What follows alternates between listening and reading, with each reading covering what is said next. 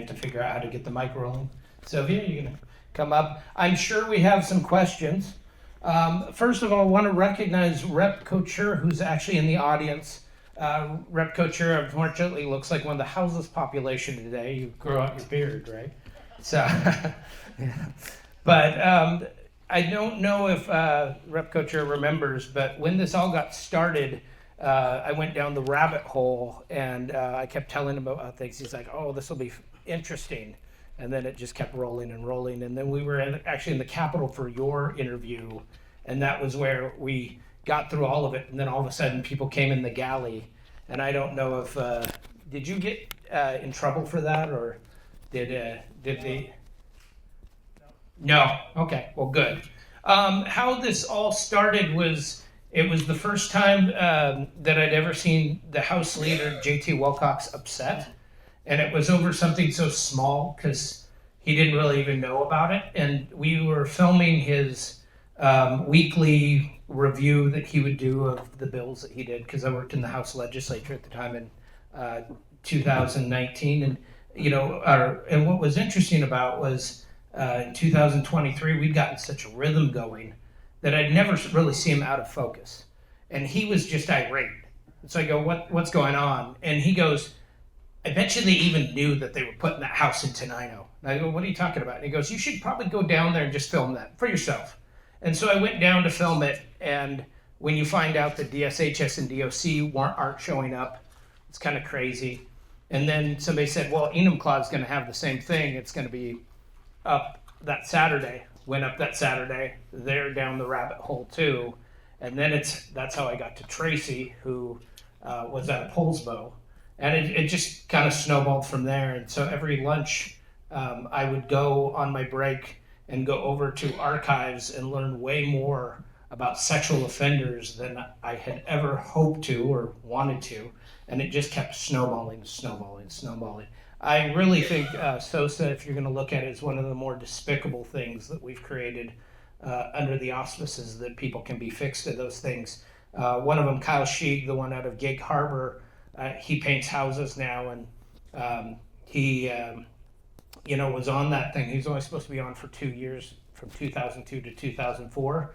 He was on it till 2021 because he kept reviolating and doing things and the little things, and so those are just kind of some of the things. I don't know if there's any questions, but I'm happy to take any, and Sylvia's happy to take any. Does anybody have any questions?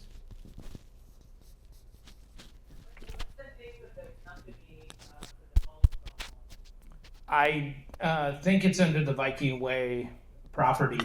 What I will tell you is they've actually let their folks go out and nap, which was out of the one in Enumclaw, actually met them over here for lunch because they both had monitors. So and there's a lot of more stuff with NAP, right? So he had a lot of friends that were over here. He had a lot of friends over there. They don't just separate from each other because that's who they partner up with. So a lot of times you're getting them to figure out new ways to reviolate but not, be seen. So, and then, just with the Viking Way house in general, it's just the weirdest thing that we would allow people to walk around without monitors. One of the things is the guy that pissed them off, that went back to, the island, because he reviolated, had gotten angry with him over a blender, but the one who had been walking around, they didn't really even report. So it's really whether or not they feel that they felt threatened, which is always great for the community. Did somebody have a hand up? Thank you so much, both of you. And when and where can I get a hard copy? Because I want to rewatch this, and then circulate it. We're in the film festivals right now. We have about 31 that we've gotten into. And that's important because it gets it out there, not just here, but all over. And we've won 10 Best Documentary Awards. The best case scenario is Antelope Valley. So out in Antelope Valley, California, I didn't even know where it was, but they were the first film festival to take us back in January. They watched it, were horrified, and then found out that they had the same thing because some lady stood up and said, this is what I've been telling you guys about for 5 years. Apparently, they've released people under HIPAA laws So they get to hide under laws that we don't get to have through third party. And they released a guy that was known as the pillowcase rapist because he'd raped so many women in the 70s and 80s. And then, so when somebody would protest outside of his home, he would claim elder abuse and he would get a criminal record on them. Yeah, it's just bizarre. So I've been talking to her because she was like, yeah, so she's actually got the Sacramento Sacramento State Legislature all interested about this. So it's going on. That's No SVPs in Antelope Valley is their group thing. But once it is out of that, everybody signed a release, including Sylvia, myself, and then we're just going to throw it on YouTube. So then it'll be for everybody. But it'll take a while, but it does get out there to people. I've had it in New Jersey, I've had it in Florida, I've had it in other places, and a lot of people go, what the hell's going on in Washington State? And then they look it up for themselves and find out it's going on in their community as well. And that's a good thing as well. Does anybody else have a... You mentioned that one of these people from Tenino came over to visit another sexual predator in Paulsbo. There's no law against excessive chances of recidivism if they're linked together. That's not common sense. Well, first of all, it was a person from Enumclaw, not Tenino, and there's nobody that actually went into Tenino. So it was that person from Enumclaw. By the way, that person from Enumclaw, Knapp, was monitored via video, so nobody was actually at the house where he was. But he had a chaperone. It was a lady that claimed to be his wife. He'd never been married. And that chaperone and him went over here and met a chaperone and that person over there. So they have the ability to chaperone out and walk around. But even that's suspect because what is the process if people are claiming that they're married to somebody they're not married to? That's not a chaperone. That's not. No, it's not. I think we found a new law, didn't we, Travis? Anybody else? So in the film it mentioned that there was private owners of the house that turned it into an LRA. Is that more common, or is it like corporations that buy property and turn it into LRA? Both. I think it can be both. Really, LRAs, and it was even mentioned in our, community, right? That Thurston County, that if it's under 5, usually it's a group home of people that are special needs or elderly. That's what we fashioned for LRAs, and now they've started to use this kind of operation as an LRA. And she had initially wanted to stack them like cordwood. She was going to have as many as possible, and then when she found that issue, suddenly she dropped it to a certain amount. I don't know how to make that work, and there's something I wanted to say. I have been staying awake nights questioning this. And there seems to be this governmental belief that people should have an opportunity to be released and go back into the community. I want to know why. After you have raped a whole bunch of people, don't you think maybe that person should forfeit their right to live free? And I'm not saying they can't repent and God doesn't love them and all of those things because I'm a pastor, but that doesn't give somebody permission to live free in society again. And so I'm really upset every time I watch this because there are some people we should never release. Dr. Phil says the best predictor of future behavior is past behavior. Don't people watch him anymore? I think that's also a great opportunity for Sylvia. Just leave it. But it's a great opportunity for Sylvia to understand that, how important it is that she's here to share that, because a lot of folks aren't necessarily going on the island and engaging or knowing that sort of stuff. It's kind of a hidden thing, and it's important to see that these folks are here and why. So I thought we had a 3 strikes and you're out for felons. Doesn't that apply to sex offenders? It should apply to them. Now, I do not believe that Laura should have been released. I can't prove that she's not living an honorable life, but the likelihood of her reoffending is too high. It's too big a risk for my grandchildren to live next door to her. How about yours? So, do we have any other questions? I got one. Go for it. So, one part of the documentary, I wasn't sure if I understood this part correctly. If it's a yes, I can go right ahead and make that choice. So, in basically 2022, my son voted for the downturn and look into the option of the assisted living, you know, lower function, high function, more physical, doesn't better but we were looking into that option because Swedish. And one thing I was not sure, when they were saying they were putting sensor methods in homes, but do they actually put in convicted sex offenders in homes for people with special needs or but nothing to do with were they really Yes, dropping yes. Yes. sex offenders And they still are. around vulnerable people, Yes. not just physical, but intellectually disabled people who are delayed and have some other issues like Down syndrome and stuff. They are actually putting Yes. So there's two things that I kind of mentioned here.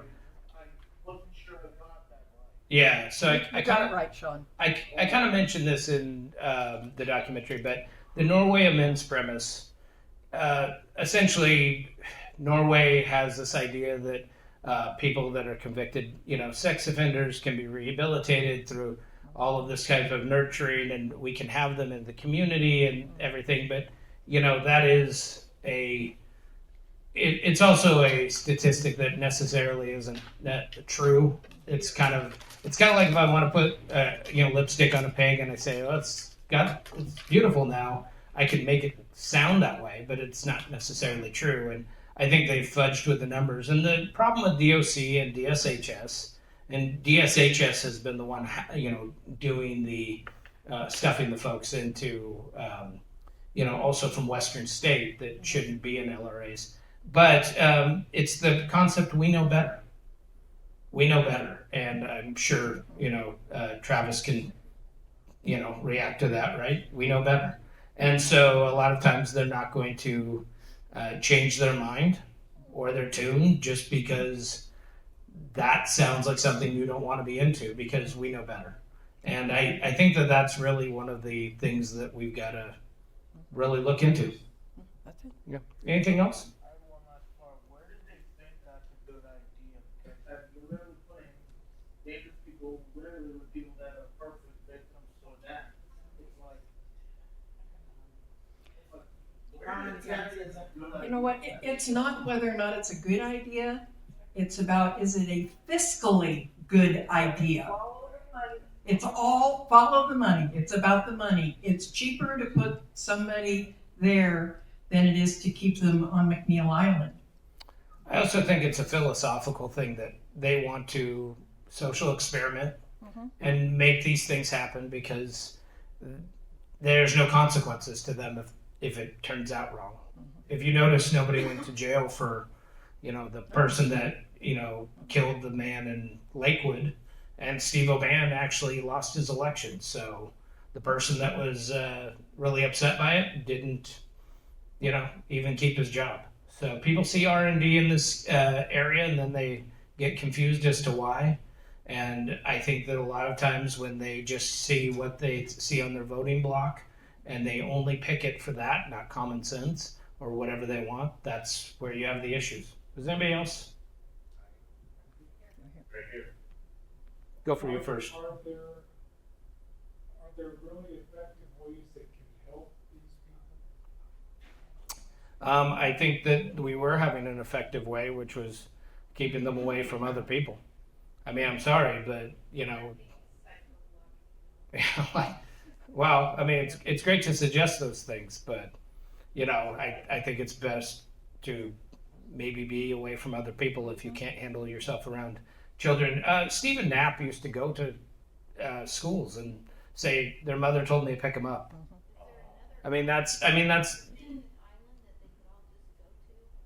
oh yeah. No kidding. Well, I mean, and here's the thing: nothing has to be cruel about it. You're going to coexist somewhere else. And I just think that we have philosophically, divorced ourselves from the realities. Because a lot of times, by the way, I don't see them putting any of those houses into districts or areas that are, let's say, more politically left. And so if they put them on Bainbridge Island where say Governor Inslee's grandchildren were, I think that you'd have a problem with it. I mean, being serious. And so it's like, that's one of the issues. It's just kind of mind numbing, but it's there. Yeah. Yeah. I am one of those people with lots of initials after my name, and I've worked in this area for 35, 40 years. Are there any studies out now about people who've been successfully rehabilitated? As far as I know, it's almost next to zero.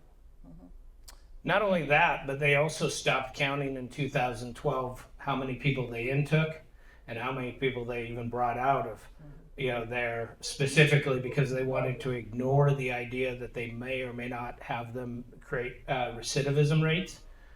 With the Seattle Times article that came out, a lot of that was them tracking even beyond what DOC or DSHS chooses to do, where they were finding out and they were tracking them to other states to find out that not all these people that were supposedly cured when they left were basically just dropped on the side of the street. The other thing about Spokane with the Wolf Apartments, that's right across from Amtrak and Greyhound, and mysteriously a lot of them just kind of drift on after a while. So there's plenty of open beds. Yeah. Just a comment as to the financial argument that it's cheaper to release them. One might say it's also cheaper to kill the perpetrators too. So I think if you're going to go all the way out, we got to consider that too. I don't recommend it, but Okay. Any other questions?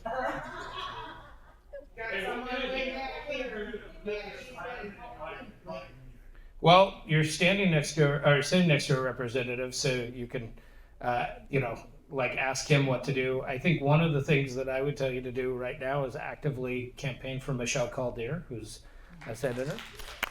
I mean, she's a House member, but running for Senate. I mean, here's the thing: it's all politics are local. I would tell all your friends about this, and just at least not even about the movie as much as your experience with the movie and the Viking Way House. There's nothing that says that the city of Poulsbo can't, keep reiterating. And it's funny, if I actually did anything on my property, I built a shed wrong, I'm sure the city of Poulsbo or any city would shut me down. But for some reason, they have not when it comes to this. And that to me is a little bit hypocritical that they'll come after you for that, or try to start your own business without a business license. But boy, if you do this, everything's good.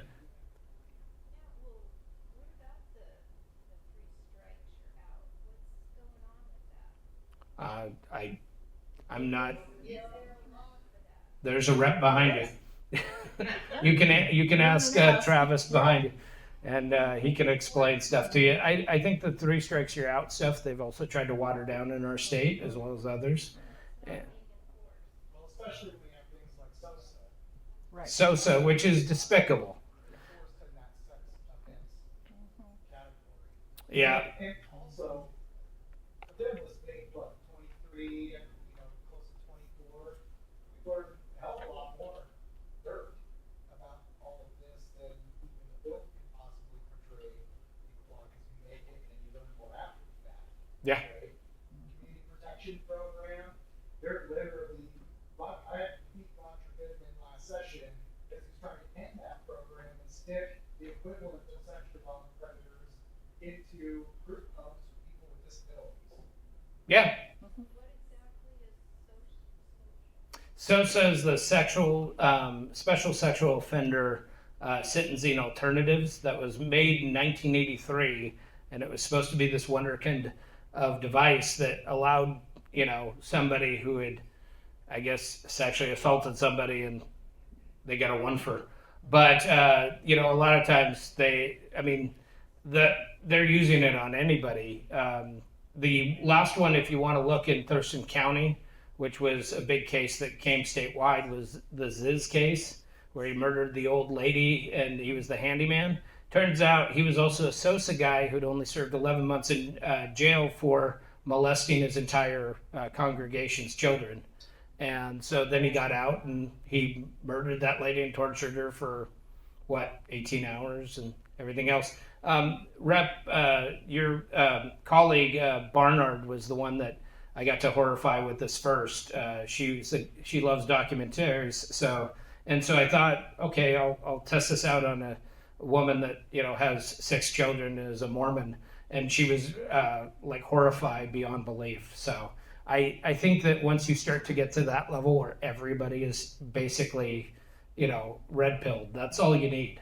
And I would just encourage people to talk about it and talk about what they learned out of this, especially the scoring, which is bullshit. The scoring is absolute bullshit. I mean, there is no sexual offender treatment on McNeil Island. Oh yeah, there is. I mean, there is, but no one has to take it in order to go in front of a judge and be released into an LRA. It's not a requirement. And you would think that the lowest level that you could possibly expect is that someone would be signed up for a sex offender treatment program before being released out into the community, but they do not have to be, much like Laura. That's right. Exactly. And so, at the end of the day, this is DSHS contracting with private companies because it doesn't want to build and run its own facilities because of too much liability. So they inevitably just hand over billions of dollars a year to staff like cordwood, sexually violent predators in rural areas for hopefully juvenile notice. And we ask ourselves, is it too expensive to run McNeil Island? Well, it hasn't been too expensive since we started it in the 90s. And so they like to complain that McNeil Island is this big problem of sticking sexually violent predators into LREs in Spokane and Enumclaw and Idaho and Hillsborough and everywhere else under the sun. And you're paying millions of dollars for each one of those LRAs to private companies, which, by the way, they didn't even put out bids for those contracts. They just found people like Angelo Ronaldo who had special relationship with people in DSHS. And asked, is that even legal to do?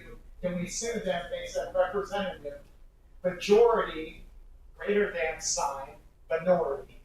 That was the answer I got. For the lawlessness of DSHS. And something like, no bid contract, or they were awarding their friends millions of dollars so that Angelo Ronaldo can go sit on a beach somewhere while communities get terrorized by sex predators. What's interesting, you mentioned Angelo Ronaldo. I was in Lacey and I was at a coffee shop and I looked up at this obnoxious New England voice and turned around and there she was talking to somebody else. And then I've actually met the guy that ran the Enumclaw house because he introduced himself and he was so proud of himself. So, the fact that he's the polygrapher and everything else. Got this. Yeah, so, yeah, we're going to take that. I'm released. Yeah, there you I go. don't even know. But anyway, so that to me is one of the big kind of lessons out of this is that some people will actually get excited about it, and they'll make a lot of money, or at least think they will. Any other questions? Way back here. Which one are we going to? Thanks. My question goes back to, like the Doge and the current Republican idea of trace where the money goes. Why haven't we done that? And I'm not too familiar with DSHS specifically, DOC, why are we not doing investigations on them? And is that city be local, state, or government provided federally for DSHS? Rep? I have tracked every cent that goes to the island, that goes to these contracts, but it takes some time. And with DSHS, some of their private contractors that they're contracting LRH with, the private contractor wants to hire because they're probably run by such predators themselves. And so what they say is DSHS can't come onto our property, even though they have a duty to constantly monitor that's actually violent predator.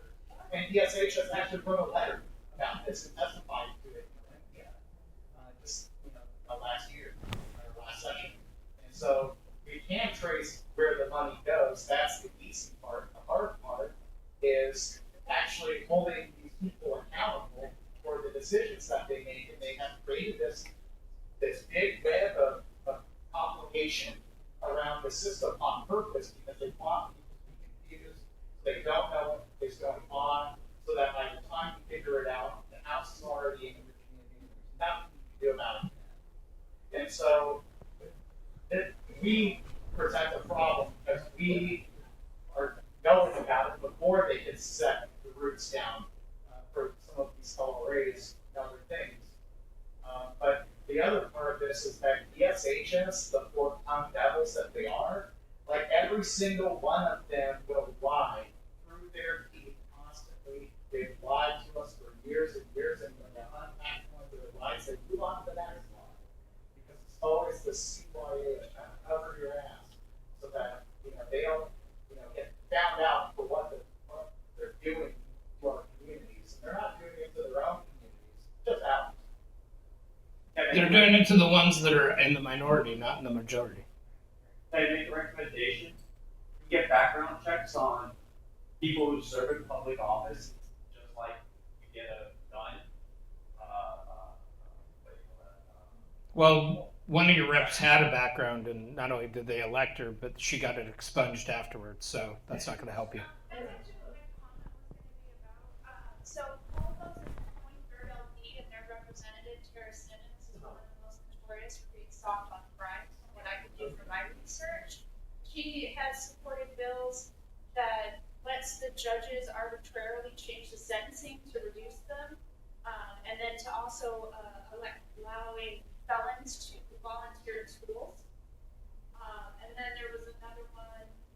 She also did one last session that had to do with this sort of stuff as So well. Tara Simmons, Democrat from Paulsbo, the bill kind of touches on it briefly, but I had sponsored a bill to crack down on supervision loopholes for SPPs and LRAs because they're using the DOC supervision loophole to gain supervision credits for later on, and LRAs were never meant for those things. Well, she responded to my bill by drafting a competing bill to eliminate supervision.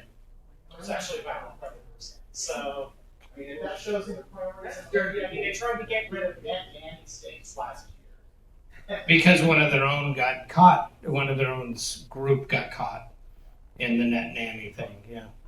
Yes. So basically, that was just my comment that if anyone is looking for something to kind of focus on for this, her race, if she comes up for re-election at the end of 2026, we need people to run against her. We need people to push out these bills that she was sponsoring, whether or not they got shut down. How she's allowing these felons back into our community. She's so disassociated from the community that she actually represents. She doesn't see what happens afterwards. And she needs to see from us that we're not happy and we want her out. And we need people to get in there to reinstate these tougher on crime kind of rules. And so that's what our focus is going to be moving towards in this next election cycle.